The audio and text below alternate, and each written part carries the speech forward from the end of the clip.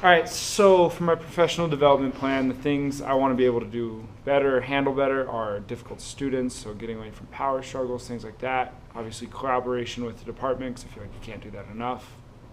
Effectively planning lessons further out, that way you're not stressing, having to deal with things like that. And then always implementing better checks for understanding. And so going through difficult students, how I recognize if I'm successful at that would be through decreased outbursts, things like that.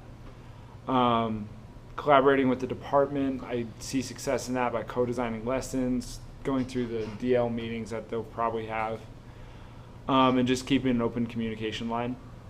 Planning lessons further out, basically it's a pass-fail option. There's no real middle ground for that, and so if I'm planning my lessons further out, obviously I'm successful at that.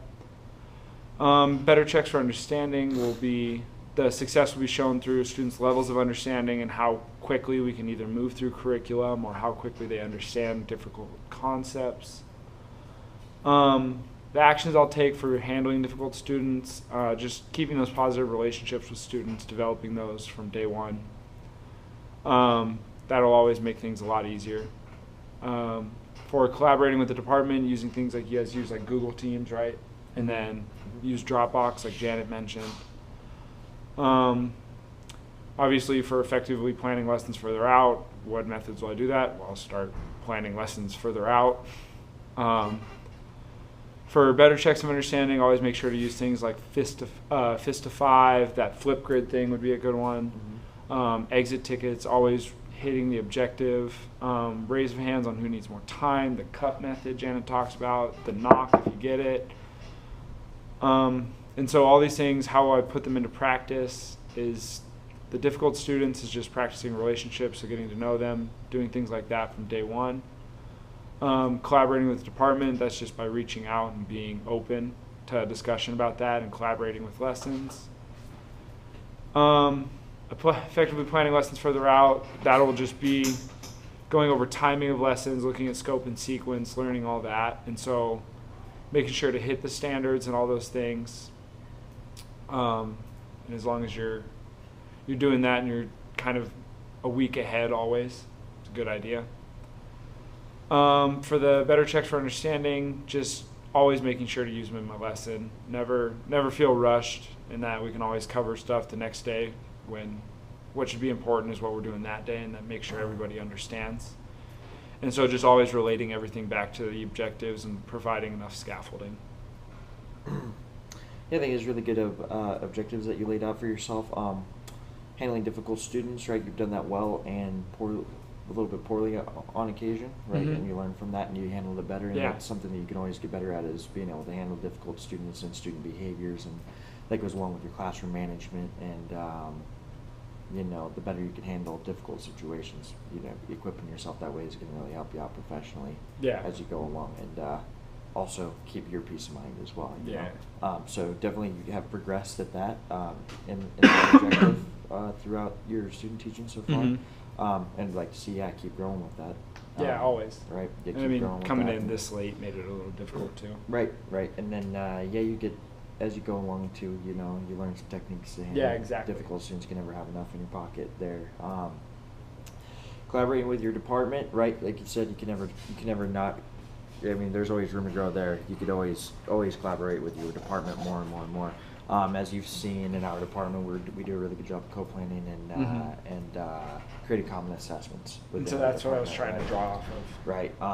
And just getting on the same, further and further on the same page. You've seen sometimes where, we aren't on the same page with Hilda, Mm-hmm. and it happens.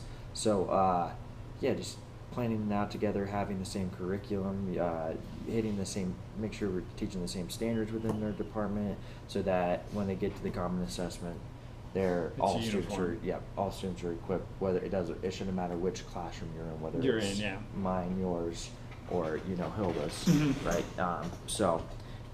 Getting together on that and using those electronic devices like Teams and Dropbox is really helpful. Teams is fantastic because sometimes you want to collaborate. You can't. People have busy schedules. We have meetings, IEPs, all that sort of stuff, and being able to use something like Teams where you can communicate electronically and leave something for the other person is really, really helpful. Same with Dropbox. You can drop something in somebody's Dropbox.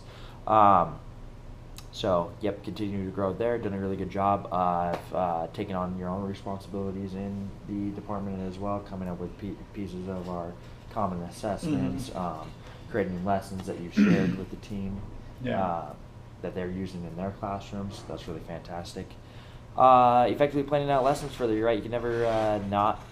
I mean, the more you plan out a lesson, the better off you are. You know, getting your timing down in your lesson. Being able to use multiple ways to differentiate the instruction for your high and low learners. And you've seen there's classes where differentiation isn't that important. A lot of kids are close. But then you see it fourth period, and you notice that need accommodations. You have kids that are way up here, and you have kids that are way down here. English language learners, we have SPED kids, right? Yeah. And so being able to differentiate and put in those strategies that you've been working on in every single lesson plan will definitely help you, and you get better at that as you go. You know, it won't take as much time as well.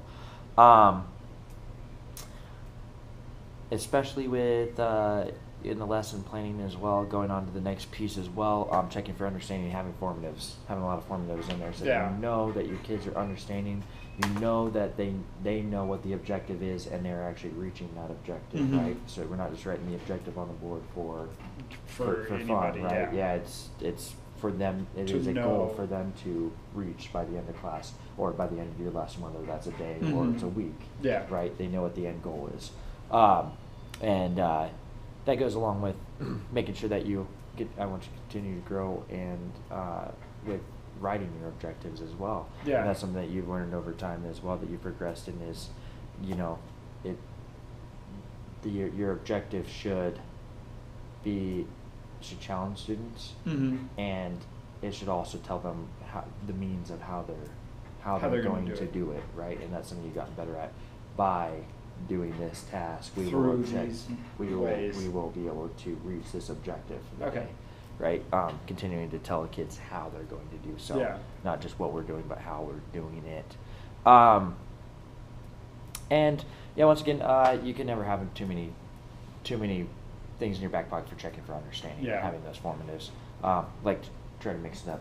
Always. Sometimes you get complacent with some of your, I'm not saying you, but teachers get complacent with some of their checks for understanding. It gets kind of boring sometimes. So it's always nice to be able to pull out more, different things that are fun for students. Like I've noticed Janet always does the knock. Right. And teachers get in their ways, you know. I like to do fistify. Yeah, exactly. I like to whip around a lot, you know, and being able to throw some up, switch it up. Yeah, just switching it up for the kids, keep them engaged, and it's fun. You know, a lot of checks for understanding can be a lot of fun for them as well. Exactly. But making your checks for understanding still engaging to them, so that you're getting participation, so you know, and then you know that it is effective for you, so you know whether or not they know what they're doing, right? And just like, you know, there's some informal stuff that we do, but your formative checks for understanding as well. You know, your exit tickets and that, so it's changing up, doing 3, 2, 1, you know, that sort of thing. A lot of fun for them. They like doing tweets, right? And you've done that. Post-it notes, slapping on the board. Post-it notes is a good one too. Right. So always good to do that. Sweet. Overall, I think it's a good plan for you to continue to grow. Sweet. Thank you.